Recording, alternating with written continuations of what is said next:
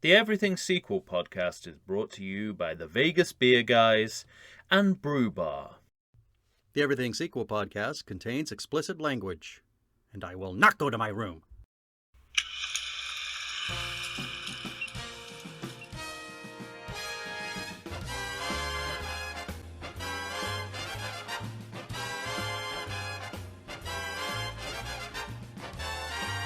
Hello and welcome to the Everything Sequel podcast.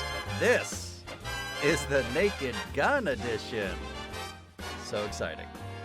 My name is Michael Shantz. I am, of course, from the How Dare You Awards. Joining me, a man with a plan, Tom Stewart of Lonesome Whistle Productions. Say hello to everybody, Tom. I couldn't believe it was her. It was like a dream.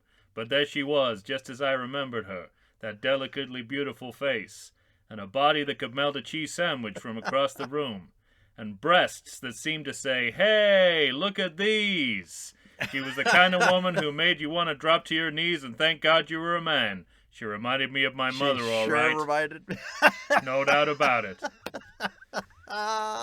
Thank you for joining in there. I appreciate it. Oh, I adore that line.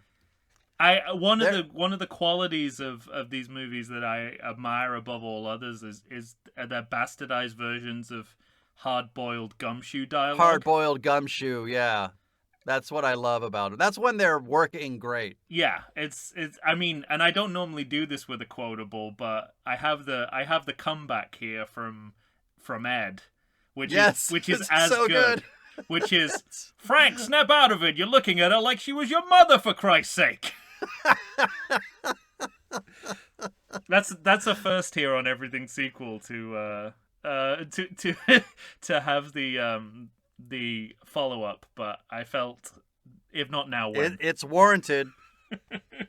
Well, ladies and gentlemen, we are of course talking about the Naked Gun series. So today, Tom, we have to rank and declare just these two sequels. So the series was a trilogy. Yes. But we only have a duo of sequels. Right. Sounds easy. Yeah. Spoiler alert, it's not. Yes. Oh, boy, did I go on a roller coaster ride. Especially confronted with Naked Gun 2.5. Okay. For me. Yeah. I find these not difficult to rank. No. I agree with that. But and one of them I don't even find too difficult to declare. But the other, I'm on the struggle bus. Interesting. Yeah. I'm going to say, like, the biggest issue I had, and it sounds like we had similar problems, was separating these movies from my nostalgia for them. Yes. So, full disclosure, I had Naked Gun and Naked Gun 2.5 on a double feature VHS cassette. Okay. This is a big thing for you. Yeah. And all I'm going to say is, Google it, youngins. I'm not at the stage of my life where I'm willing to accept that I need to explain what that is. Okay? Oh, yeah, no. I know I am, but I'm not willing to accept that. No. And the third movie I remember seeing in the theater, and I remember it being a really formative movie for me. It felt like one of the first kind of grown-up movies I ever saw. As I was a teenager at the time, and it felt like the first. I'm sure I was with my parents, but it felt like the first movie that that I was a little young to be in the theater for. So it was kind of risque and exciting in a way. That's kind of interesting because looking back at it, the man I am now, watching it the humor feels so schoolboyish. Yeah. But when I'm actually a schoolboy, it feels really grown up. Well, and also... And the movies exist between those two poles, I think. Yeah, the third one also specifically for me feels really lazy in a lot of parts. And you can see jokes coming from over the hill from 10,000 miles away, to me. But... Interesting. I mean, that's a given with both of these movies. It's really, to me, it's always about how they handle it, like how they. Sure. It's never on the menu that they're going to come up with new jokes. The Right. challenge of both of these movies is how do we rephrase these jokes so that they're as funny as the first time we heard them? Well, and they often succeed with that, I think. That's true. I agree. And the other thing is that, and we talked a lot about this in our 1982 sequels podcast with Matt Aldrich. Yes, because we did Airplane 2. we did. And we were almost comedically offended by the repeat of jokes in those movies. And it was because they weren't doing them differently. But take, for instance, like one of my favorite jokes that is in the first two movies, not in the third movie, that I really wished was there. I love it in the first movie when somebody throws a pillow at Frank Drebin and it covers his face and he's Right. Yeah. And then in this movie there's a big fight in a bathroom in Naked Gun 2.5 that I just revel in. I just delight in this bathroom fight. Yeah, that I know. ends with a towel being thrown in his face, and it's the same exact joke, but it's a great joke. So it's just interesting to me that the manner in which you choose to repeat a joke matters. Exactly. That's exactly right. Yeah, it's fascinating you brought up Airplane 2 because I remember kind of giving that movie, though, you know, I didn't enjoy it enough to call it a good movie or put it anywhere at the top of those movies. Right. I do remember giving it the benefit of the doubt that I think that they were trying to do some kind of sequel parody at certain points in the movie, and you and Matt were both kind of fairly lukewarm towards that concept. Here, I think this movie, the Naked Gun sequels they're calling out sequel tropes for what they are very explicitly. Yes. Well, and I think it's very deliberate here, and I can see more of the difference now. You know, like the difference in intention between this and Airplane 2. I think Airplane 2 was really only ever flirting with that idea, but here it just seems built into how these movies are made, and just a greater interest in things like story. And yes, you know, and I guess, you know, that one of the things that kind of amazed me looking back at these movies is how serialized they are. Like at one point, like at the end of Naked Gun 2.5, there's like, you know, an empty promise made by Frank that is then that is then the basis for the entire third movie. Third movie, right? You know, and that with the kind of comedy that this movie is, that these movies are, they were within their right to just ignore that completely and reset, do whatever they wanted. Reset. They could have done anything they wanted. But they didn't. Yeah. No, they chose not to. He right. retires, and then the next time we see him, he's struggling with supermarket trolleys. Right. Well, let me ask you this, because the other thing that I found really interesting watching these movies now, I mean, these movies make the specific choices to date themselves, to carbon date themselves to the time they were made. Yes. And somebody born in the year 2000, there is so much that's going to go over their head. Yeah, I don't think anyone still knows who John Sununu is. Right, Zsa Zsa Gabor slapping. And, you know, to be perfectly honest, I had to light. look up the specifics of who John Sununu was. I was aware he was in the Bush administration, but not really much beyond that. Yeah. Yeah, they have a real fetish for celebrity impersonators. Yeah, that and just things that were sort of in the ether then. Yeah. You know, Zsa Zsa Gabor gets pulled over by a cop and slaps him. Right. So let's have Zsa Zsa Gabor be at our movie and slap the cop car. Yeah, it's very interesting that they're comfortable with the idea of just being of their moment. Right. Um, at least in terms of references. Yes, exactly. That's what I mean is the references. It's yeah. I mean, in some ways you can say that it's short-sighted, but Well, I just found it it's interesting yeah, that curiosity. It makes it like a historical curiosity, which I don't think is what they were exactly. going for. Because if you're of a certain age, the joke can still work for you. Yeah, But if you're not, sorry. The movie is saying sorry, not sorry. and there's so many level. There's so many level. Yeah, exactly. There's so many different levels of this because there's there's the stuff that they could anticipate going out of fashion, and then there's the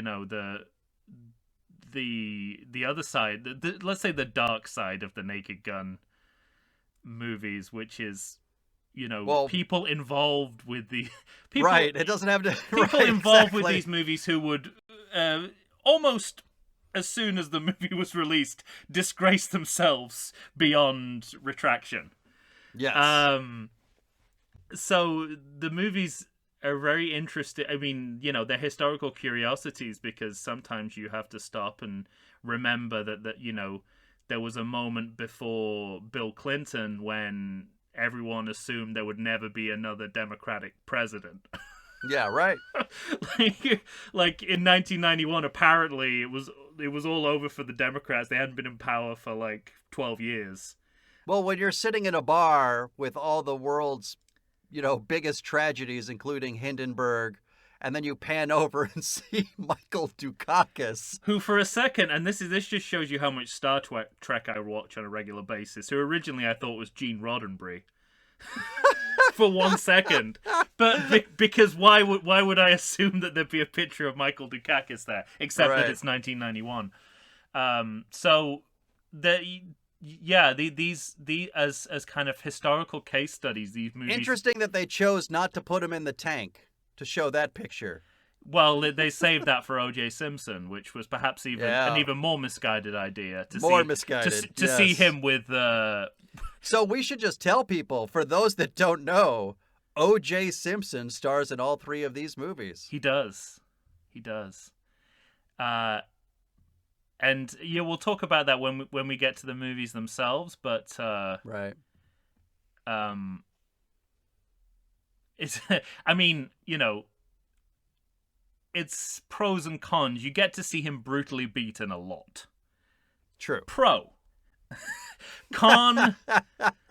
There's a lot of miscegenation jokes and scenes of him with, murderous weaponry in his hands and, right. Catching babies that.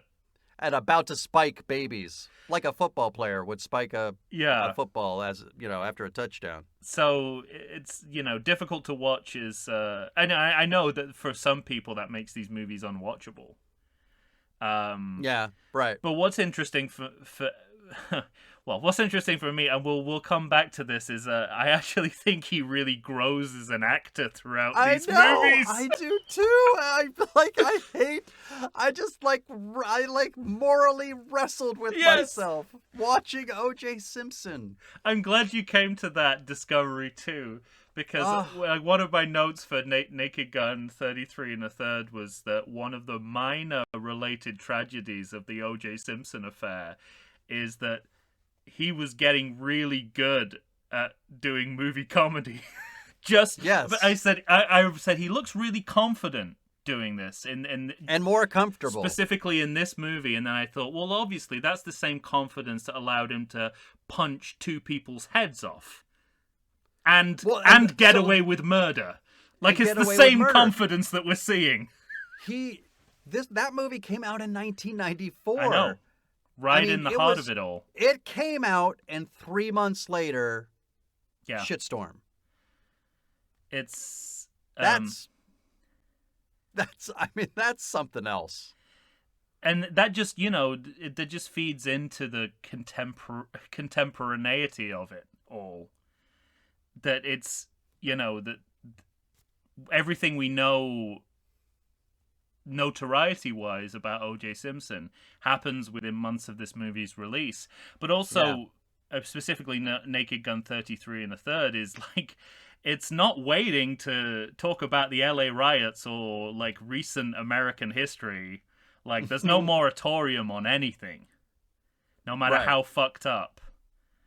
So it's an interesting kind of, I mean, but what I found remarkable is because I recorded these off of, I don't know, HBO or something. They were making the rounds, and if you hit information, the cast comes up, and there's O.J. Simpson, and if you click on O.J. Simpson, like on my service, you can hit that person and it'll come up with a bunch of boxes of other stuff they're in. Yeah, got it. Yeah. So under O.J. Simpson, it says The Naked Gun, The Naked Gun 2.5, The Smell of Fear, Naked Gun 33 and a third, The Final Insult, and then the last thing is O.J. Made in America. I mean, it just... Yeah, I think the algorithm's a little off there because he's not the star of that movie in the same way that he is the star of the Naked Gun movies. Right. I mean, man, it's a gut punch. It's a fucking gut punch. But I also wanted to be fair to these movies on the other side, and I had to weigh my nostalgia for them against how successful they are as a comedy. And I think I said on previous podcasts that I set a very high bar to call a movie a good comedy. Right. I think I've even floated like 75% or more as like hit rate at one point. Yeah, right. Which I will probably hold with. So I had to think about that. But I also had to think about, regardless of who is in the movie and how difficult they are to endure politically. I had to think about, throughout both of these movies, the undercurrents of racism, homophobia, transphobia. Yes. Quite prominently in one of these movies. Well, and police brutality. Police brutality and sexism. That was... And I've taken so many movies down on these counts before. I couldn't ignore it. But at the same time, so it's a real tightrope between all of those different qualities of these movies that, for all of those reasons and more, are never less than fascinating. Yes.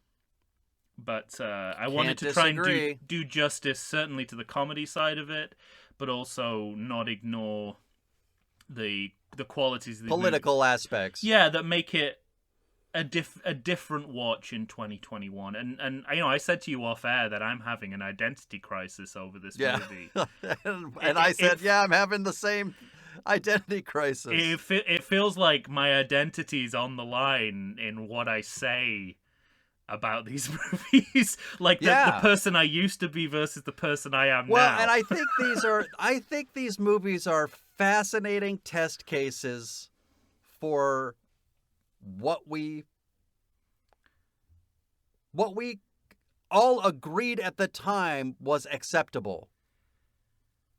Yeah. And what we found funny. Like, all of it was fair game then.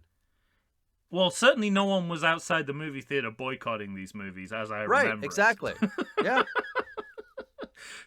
Which in 2021 would seem like a perfectly acceptable thing to do. I saw the original Naked Gun movie on Christmas Day.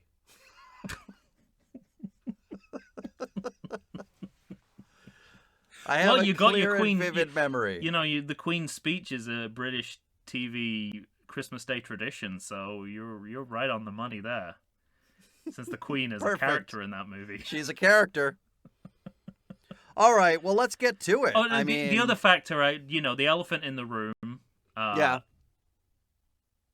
And one of these movies has an elephant in it. Yet the elephant in the room as well is Police Squad. Yes, the original series. The original series, which I will unreservedly say now, I think is one of the most perfect pieces of television that exists. it's in that Faulty Towers elite of, there is not a bad second, right? Yeah. of that. So it has that perfection to live up to too, and that's interesting because they recycle plenty of jokes from the series into the movies. They certainly, because the jokes were so good. Well, this is what we're finding out. This to quote a recent Bob Dylan track. This movie, or paraphrase it, this movie contains multitudes, because Right. it's like recycling jokes from its own trilogy plus jokes from the TV show that this is based on, and kind of trying to define itself in relation to the TV series and also in contrast to it. So there is so much going on here. You dismiss these movies as fluff at your own peril. At your peril, right. I was just going to say. All right. Are you ready, friend? Yeah, I think so. How do you rank these two movies against... Now, well, actually, let me ask you this first. Okay. Are any of these sequels better than the original? This is a really interesting question because going back to my double feature VHS cassette, Uh-huh. I always gravitated more towards the second one. Interesting. And I'm trying to figure out whether that was just because I didn't have to rewind as far to get back to the beginning. You remember how long it used to take? Yeah. How long it used to take to rewind cassettes. Imagine that with two movies. I mean, these are short movies, but it's like 3 hours worth of rewinding to get right back to the beginning. Yeah. Just in to your mind, clarify, it's everyone, possible... you used to have to rewind things. Yes. When you watched them, you had to rewind them. You had to wait minutes. I would not have the patience for that now. I seriously would not. Yeah. So, but looking back at when I was. Because I watched all three, by the way. I watched the original too. So did I. Well, and another issue is because it was similar to when we did Highlander 2, and I had to go back to Highlander to see, like, what was in what movie mythology-wise. Here I had a similar issue where I realized because of that double feature VHS cassette, I had, not just because of that cassette, just because of my brain, I had Mandela affected some jokes from one movie into the other. Oh, wow. Okay. But I can't entirely blame the double feature VHS cassette for that, because the most egregious example of that is when I've completely Mandela affected a gag from the third movie into the very beginning of the first movie. Oh, wow.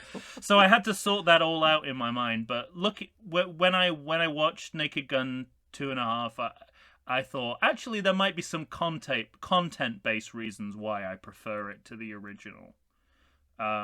Interesting. But so I'm still, frankly, I was grateful not to have to make my mind up about that for the purposes of this podcast. So I have not made my mind up about that, but I certainly 2.5 is a high contender. It's I agree. It's up there.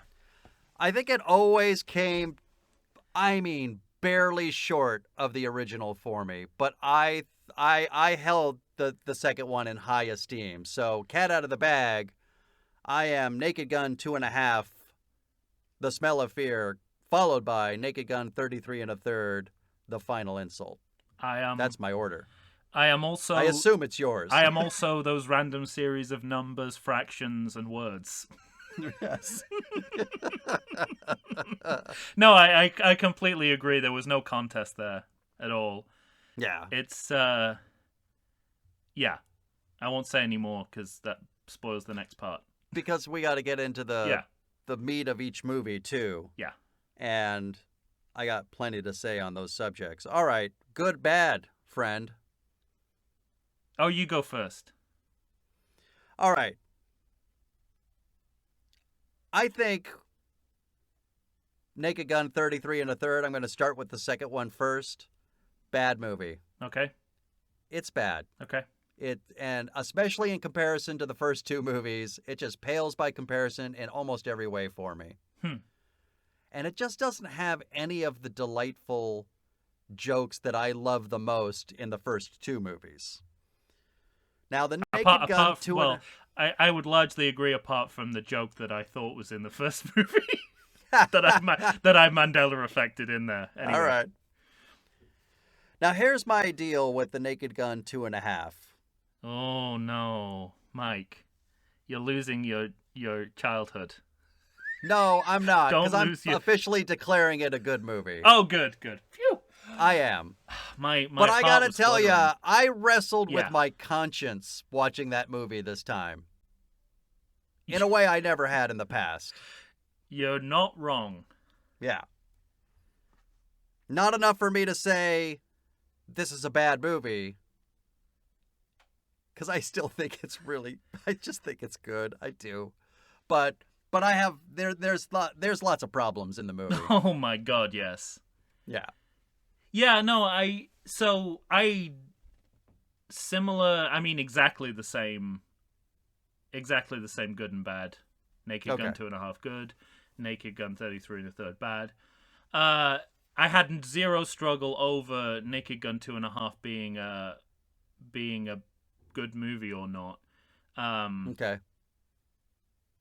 And it really, again, it boils down to that 75% and above And it is hitting at that comedy rate. hit rate. And I just have to respect that at least. Yeah. But I struggled over whether the third movie is a good or a bad movie. I get the sense I like that movie more than you do. I think its highs are high. There's not many of them, but it's Mhm. it's a movie to me that's, and we'll talk more detail about this. It's a movie to me that's saved by its set pieces. In fact, just two set pieces, because there's only time for that in the movie. Because the movie is like 74 minutes. It's not even. It's like, how do you get progressively shorter from 1 minute 25? I don't know. Right. But I think there are highs in that movie. We've already mentioned that O.J. Simpson is starting to grow a comedic presence. In the end, I went with the opposite consideration and said that it wouldn't get 75 and above, but there's some things that I really enjoy and find funny about it.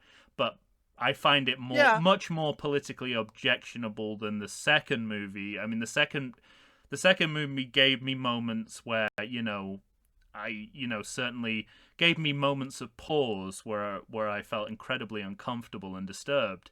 But oh man, I started cold sweats on the second movie in moments. But there are moments. There are whole scenes in Naked Gun 33 1/3 that actually make my heart hurt as a right-thinking human being. So it's that in the end it came down. I was like, I can't endorse what's going on politically in this movie. Whereas I can turn a blind eye somewhat to moments that concern me about Naked Gun. Well, we'll get into it. Yeah, we'll get into it. But certainly as a comedy, but officially, better. so officially, 33 1/3 bad. Yeah, and I feel like I'm letting go of my childhood by saying that. Yeah, I hear you. Because see, I remember I got seeing sex the movie advice from that movie.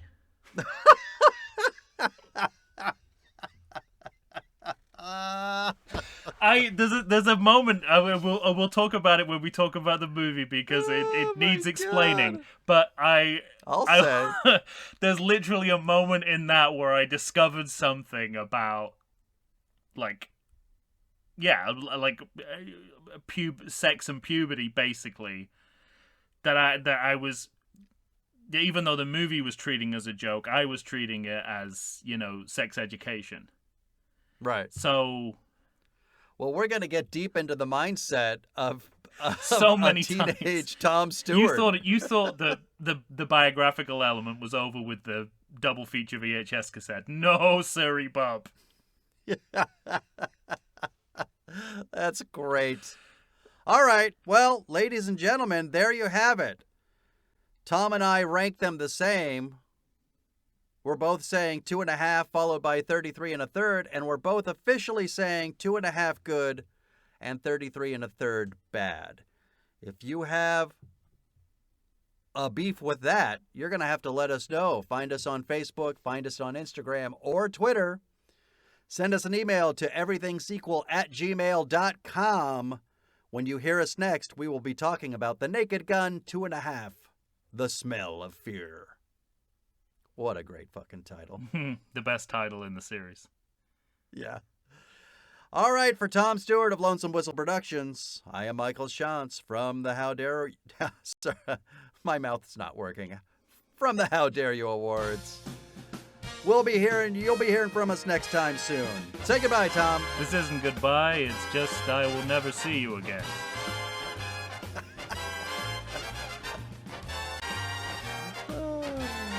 Bye-bye.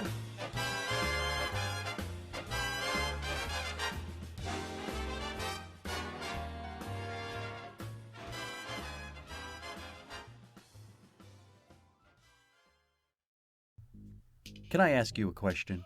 Do you like beer? I like beer. It's required by law that you like beer when you're living in San Diego, California, but even I can get confused and dizzied by the amount of choices that you can see at your local beer store. What's a person to do? I'll tell you what you do. You'll watch the Vegas Beer Guys, a live show on Instagram and Facebook, and they will set you right as to what beers you should have in your life or should not have in your life.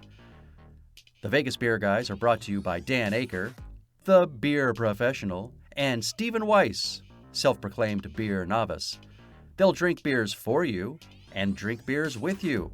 Go ahead and check out their live shows, and they'll tell you which beers you should be having in your fridge. Everybody wants the perfect combination of malt and hops in your life, and Dan Aker and Stephen Weiss are the perfect combination of fantastic and wonderful. Check them out on Facebook, check them out on Instagram. Find them. You're going to watch their show and love their show. They give away free merch during their shows, so go ahead and check out the Vegas Beer Guys. What a great time. If you're anything like me, you spend the majority of the day wondering whether you want coffee, beer, or wine. Whichever way you fall, Brew Bar has you covered. Located in the heart of 3rd Avenue Village in glorious downtown Chula Vista, California, which is also my neck of the woods, Brew Bar is a coffee shop, bar, and eatery rolled into one delightful package. Tim and Alex run the place, and let me tell you, listeners, these guys know their coffee. And after you've been in their company, so will you. They turned me on to pour over, and it's literally all I drink now. If for some crazy reason you don't want to try the best coffee in the world, they've got espresso drinks, all kinds of teas, and even coffee cocktails. You heard me? Coffee tails. And we're just getting started. Bottle service on craft beer and wine, alcoholic and caffeinated potions, an all-day food menu with plenty of vegan options. All served up in an atmosphere hip enough to know you're getting the best quality, but not too hip that you feel the need to drive to 7-Eleven and get a bucket of brown swill. Brew Bar. It's the best place to be for beer, wine, coffee, and tea. And if you go, you might even see me.